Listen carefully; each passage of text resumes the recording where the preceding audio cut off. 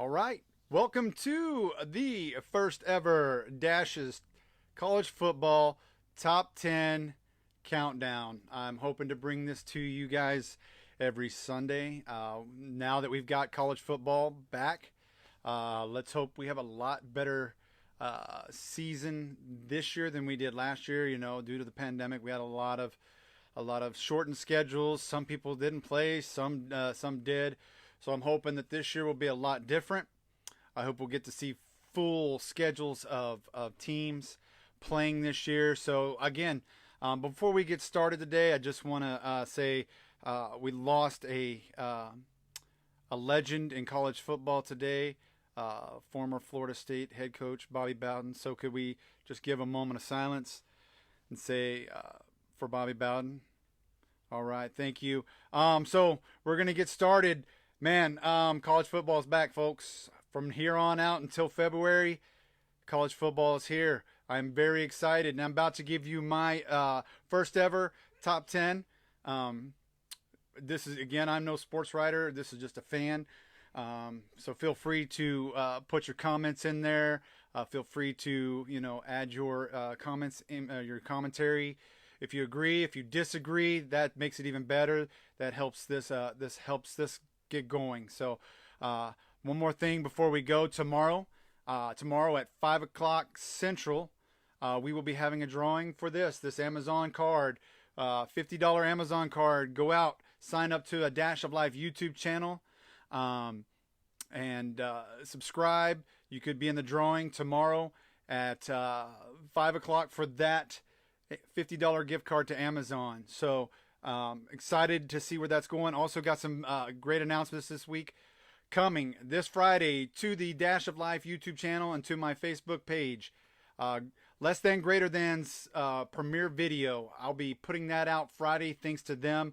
My friend Leo, Chris, I went to high school with them. Their band. We've got a premiere for their video, so be checking out the channel come this Friday. So excited to be associated with them and being able to put that video out for you guys. So without further ado, I'll get on with the college football, at least my top 10 college football picks. Again, if you agree, awesome. If you disagree, let me know. So we're going to start out with number 10. Number 10 for my pick is North Carolina. I talked about this a couple weeks ago, and I'm probably going to get some ribbing about it, but no matter what, I know he was a Texas coach, but I love Mac Brown. He's brought that football team back. I think they're great. They got an awesome quarterback in Sam Howell. So I think they're going to do things. They went 8-4 last year, losing in their bowl game. But hey, we're hoping to see some good things from them. What I think, again, they got a great offense. Mac knows what to do.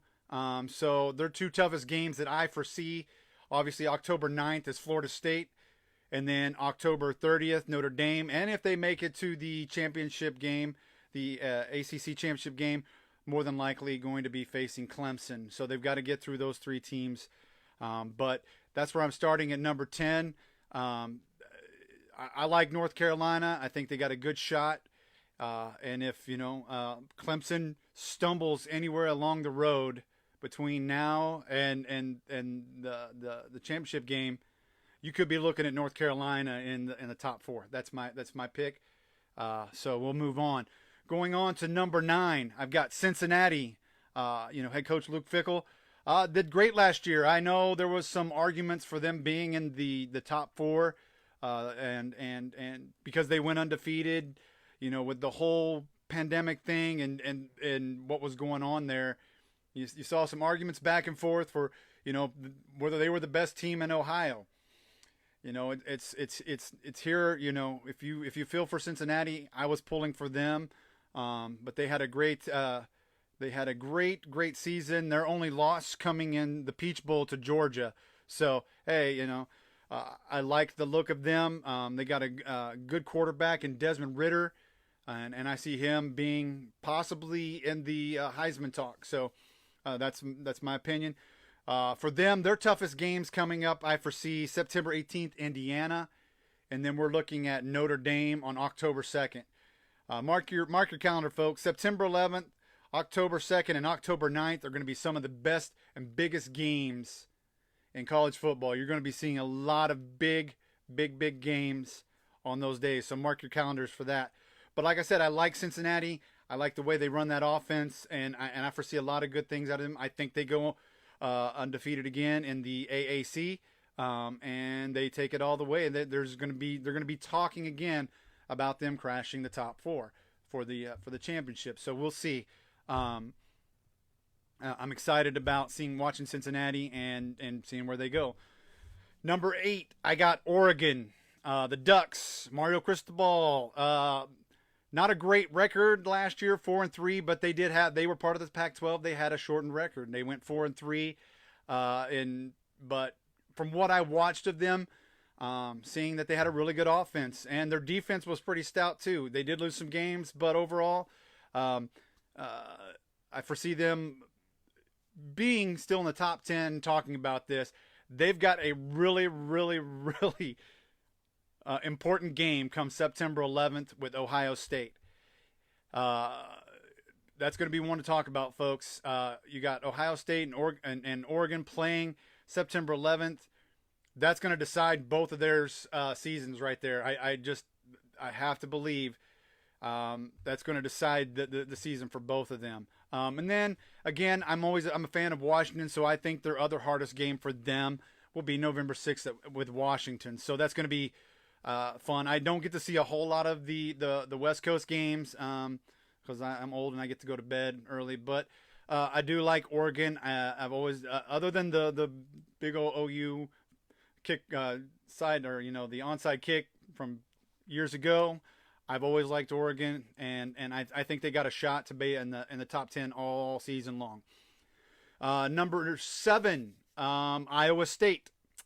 You can't keep them out.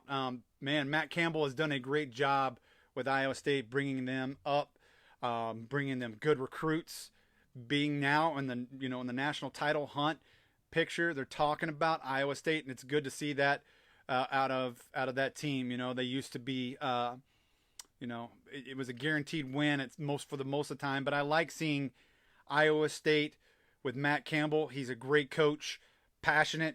And he's going to be talked about for years. So keep an eye on Iowa State this year.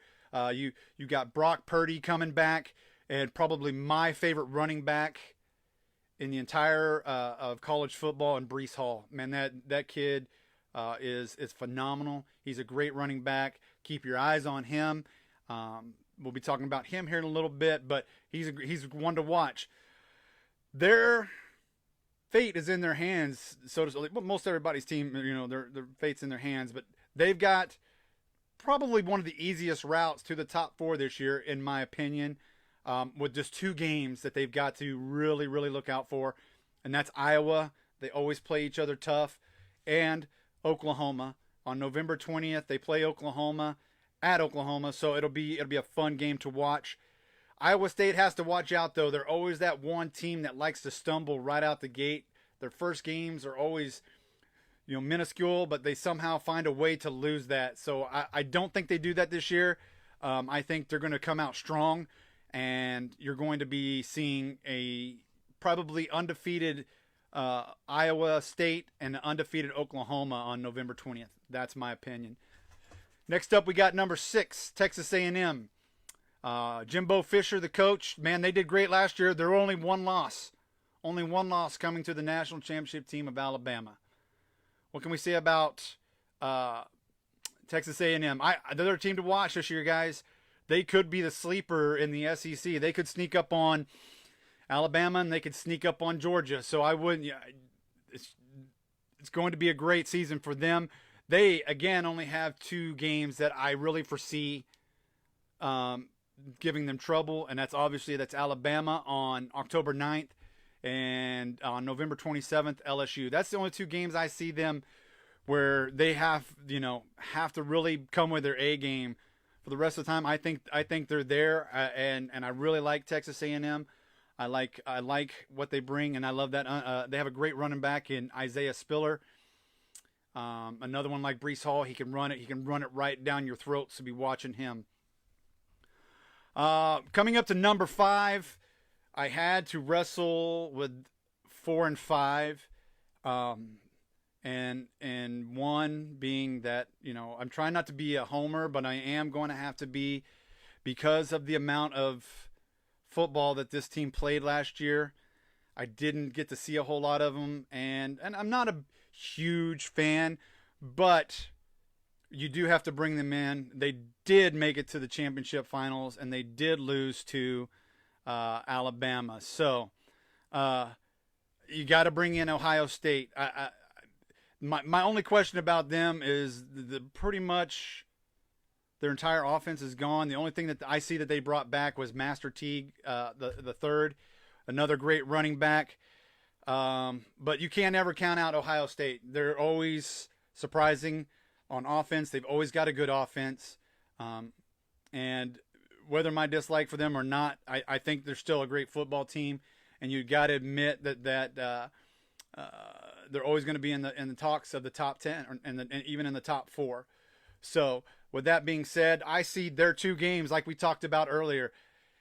If they get through Oregon, I think they've got it made. That this is one of the easiest routes a team has, other than Penn State, coming on October 30th.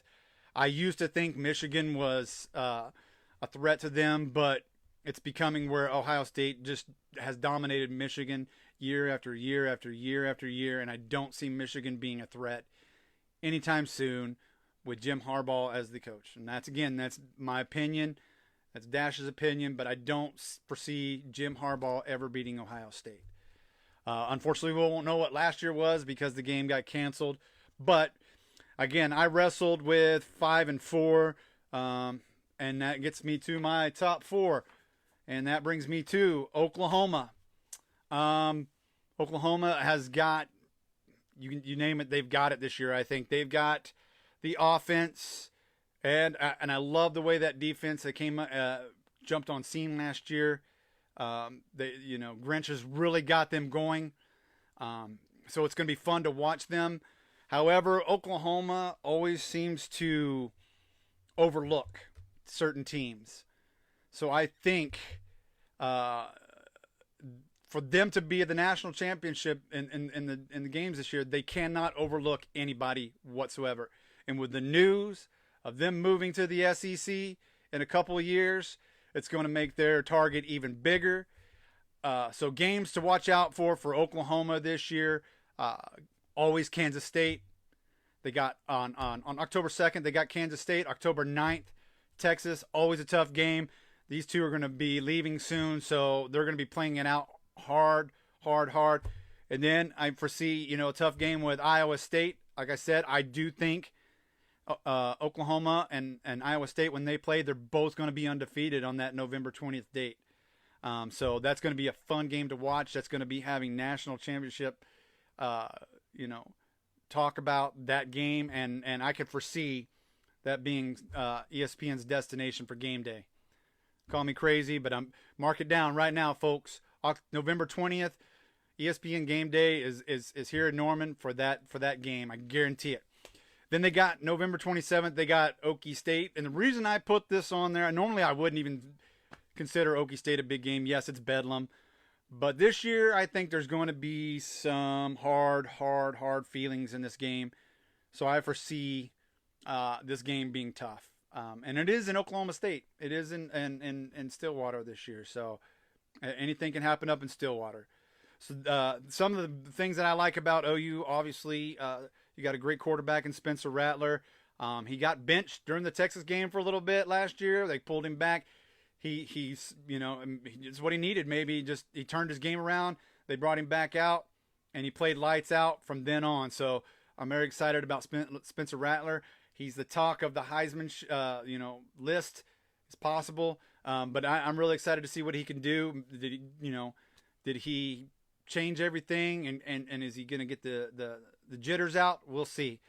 Also, how the transfers go. We got a running back in from Tennessee, Eric Gray. I'm excited to see what this kid can do.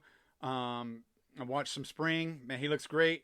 And then watching some of the stuff, the videos that I saw of fall training, this kid looks on fire, and I expect big things from him, and he's one to watch, so mark that down. And then Nick Bonito, the defensive leader, in my opinion. This kid is just phenomenal. He's one to watch. So be looking for Nick Bonito out there. I think he's going to have a great season. Alex Grinch has got that defense tuning up, and they're going to be a top defense soon. I guarantee you they're going to be top 10. Mark my words. Write that down. Today, Dash said Oklahoma will have a top 10 defense. I know. That's my bold prediction anyways. Moving on to number 3. Clemson. You got to have them there. Clemson is number 3. The reason I didn't have them at number 2 is I just, they've lost all their offense for the most part. NFL, their whole offense is gone. I don't know much about this quarterback coming in. I can't say his last name, but he did pretty good. But he didn't have a whole lot of games last year where he got to play. So it'll be exciting to see. And between Clemson and Georgia at number 2 and number 3, they're both playing each other on September 4th. That's the first game of the season for both of them. Again, kind of like Oregon and Ohio State, this game will decide each other's. If Clemson gets through this, they're riding it all the way to the ACC championship, and that's where I believe they'll take on North Carolina. If Clemson stumbles in this game and they just don't show the offense like they have in the past, I think you could see Clemson dropping out of the top 10 and not even being in the ACC championship game. So, you feel free to disagree or agree with me on that, but I just too many unknowns for me, anyways, on the offense. But they always have a great offense, so watching them in general is something that you need to watch.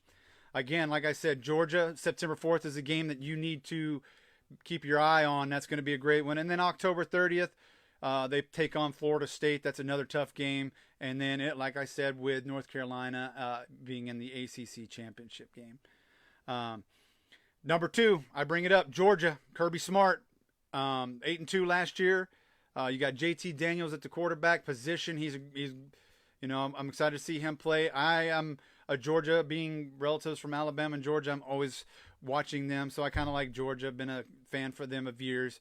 So even when they played them and beat OU in the playoffs, I still been a fan of the Georgia Bulldogs. So I'm excited to see what they're doing this year. Again, their season is going to be determined by how they play against Clemson. If they come out and stumble right out the blocks, I can see Texas A&M overtaking them, being the second dog in the SEC this year. They need to play smart on offense and defense, both sides. Usually their defense is pretty stout, but they've been known to give up some of the and kind of lose it in some of the tighter games where they're down on their luck and they don't feel like they can win it. They kind of give up. That's what I see. That's just my opinion. But I like Georgia at number 2. So that brings us to the number 1 team, and it's obviously Alabama Crimson Tide. You got to give it to them. 13-0 last year. They won the championship, and until they can be dethroned, they're going to be the number 1 team, and I see it that way. So they got a tough route this year. I believe that they've got one of the toughest routes to the championship.